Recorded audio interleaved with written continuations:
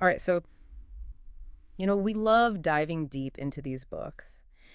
And, this one was a request, and it seems like a Yeah. quite a popular one, this Master Your Emotions by Thibaut Meurisse. Absolutely. It's kind of a hot topic these Mhm. days. Everybody wants to, feel like they're more in Yeah. control and Right in the driver's seat, right. yeah, exactly. Not just letting your emotions kind of run wild. You don't want to get hijacked by your feelings all the time. No, you don't want to be hijacked by your feelings all the time. And I think that's, that's why we're here today to kind of unpack, what are some of the key takeaways, from the book and maybe how can those be applied in, our everyday lives?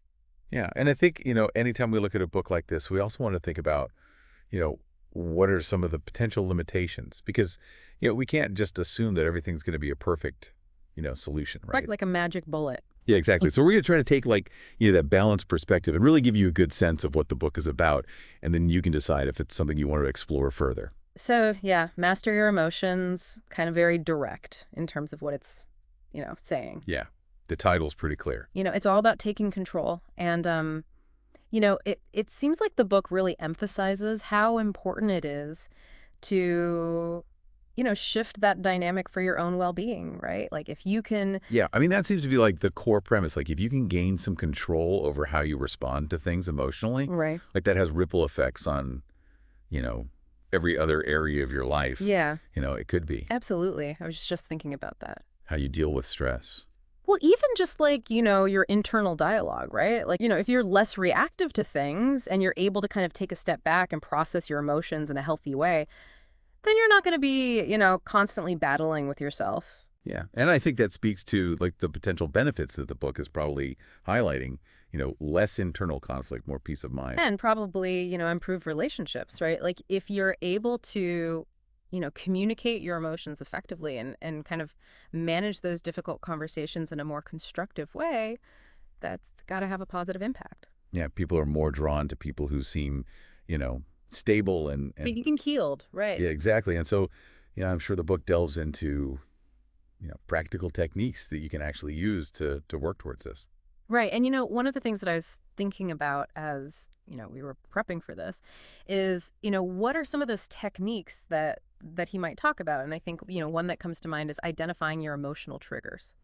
Yeah, that's got to be like a foundational piece, right? Like, Yeah. what are those things that, you always react to in a certain way? Right. Like what sends you off the deep end, Yeah. you know?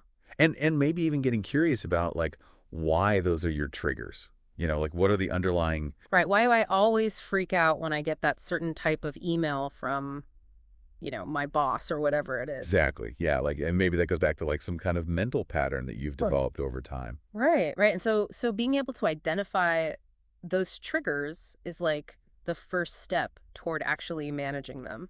Absolutely. And then from there, I'm sure he's going to get into like, specific practices. Right. Like what are those practices that, can help you kind of gain that control? And one that I'm kind of guessing he talks about is mindfulness, right? Like that idea of just, being present with your emotions, observing them without judgment. Yeah, this seems like a pretty common theme in a lot of these approaches to emotional regulation. Right. Because Yeah, if you can kind of step back and observe them, then they lose some of their power over you. exactly. Yeah, and I think it ties into another technique that he probably mentions, which is cognitive reframing. Right. So changing how you think about a situation in order to change how you feel about it. Yeah, like consciously choosing to interpret things Yeah. in a more helpful way.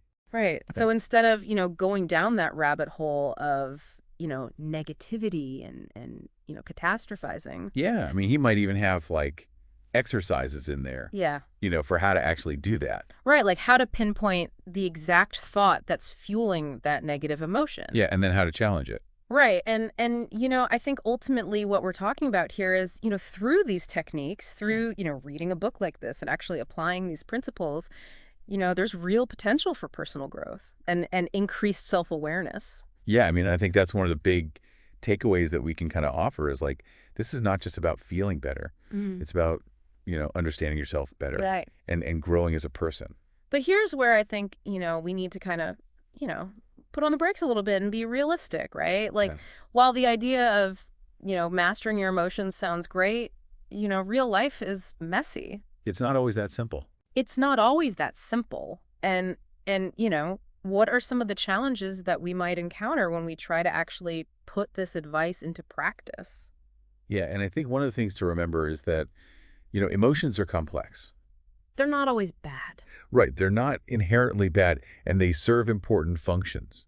right? They're trying to tell us something. Yeah, like grief, for example, you know. Right. That's not something that you necessarily want to master, you know. Right. You need to process Yeah, them. you need to allow yourself to feel that and to go through that process. Right. And so I think, maybe a more realistic goal is not necessarily mastery, but maybe management, right? Yeah, like finding a way to work with your emotions in a healthy way. Right. To acknowledge them, to understand them, and to find ways to express them that are, constructive and not harmful. Yeah, and to recognize that, sometimes you're going to feel things that are uncomfortable, Right. and that's okay. That's part of being human. Ex- And, another challenge that I was thinking about is just the sheer effort involved, right? Like, Yeah, it's not a quick fix. it's not like you read a book and then suddenly Enlightened.